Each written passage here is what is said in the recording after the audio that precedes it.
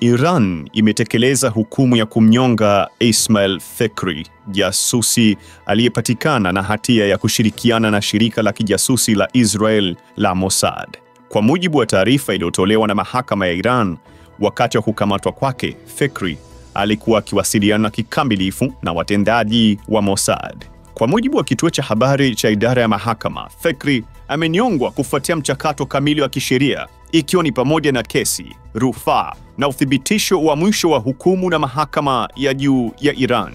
Rekodi za mahakama zinaonyesha kwamba Fekri alikuwa amedumisha mawasiliano na maafisa wawili wa Mossad na alijaribu kukusanya na kusambaza taarifa nyeti zilizoainishwa na usalama wa taifa la Iran, kama vile maeneo ya kimkakati, maelezo ya watu mahususi na misheni ya ndani ya shirika kupitia njia salama za mawasiliano.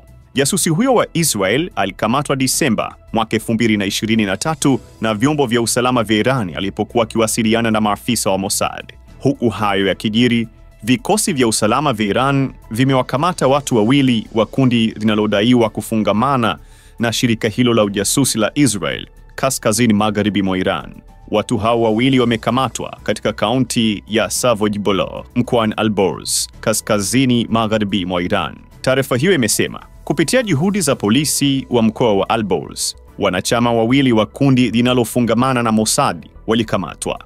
Taarifa hiyo imebaini kuwa watu hao walikuwa wakitengeneza mabomu, vilipuzi, mitego na vifaa vya kielektroniki katika nyumba moja ya kundi hilo.